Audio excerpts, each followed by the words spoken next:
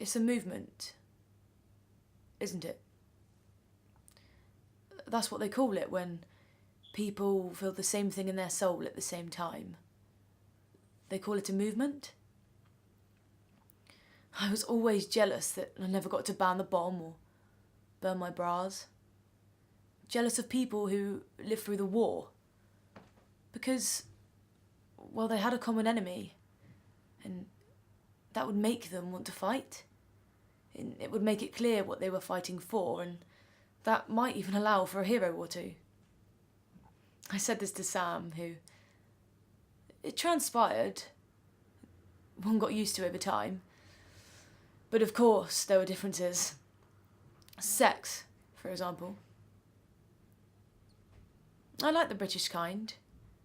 Angsty, passionate, but essentially joyless. And for him, well, it was more like going to the Oscars.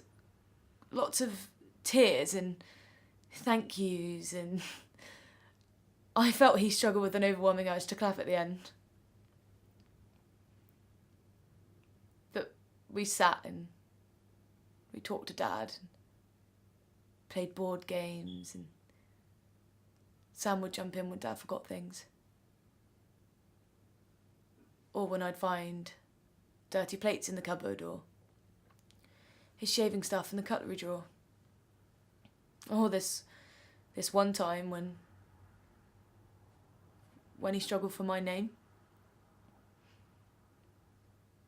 Sam would jump in when I couldn't really help myself from finding it all horribly sad.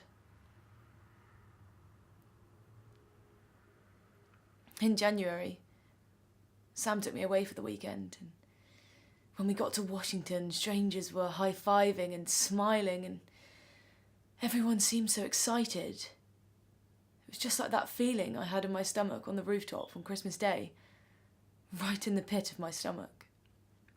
Looking down at all those tiny lives holding tiny lights and knowing that they were part of something. But that something was much bigger than them, and it was good. We were looking down over 2 million people, looking down over them all, exercising the muscle of faith. And I suddenly realised that it doesn't matter what you believe in, just as long as you know how to believe, I guess.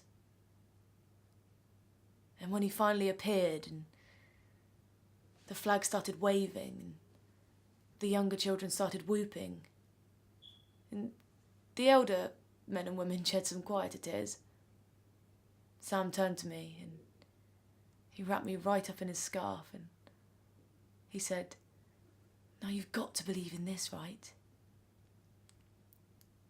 And I turned to him and he was smiling like a fucking idiot, grinning ear to fucking ear, and then I suddenly realised what kind of balls it must take just to think that this world isn't such a bad place.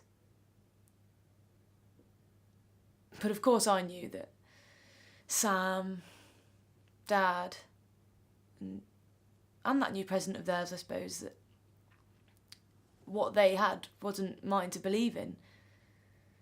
Well, not forever anyway. No, us British, English. Well, me, I'm not waving the flag of revolution.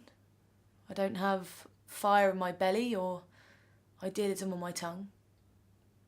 And I'm not singing the songs of praise. And why? Because I don't know the words yet, but I will.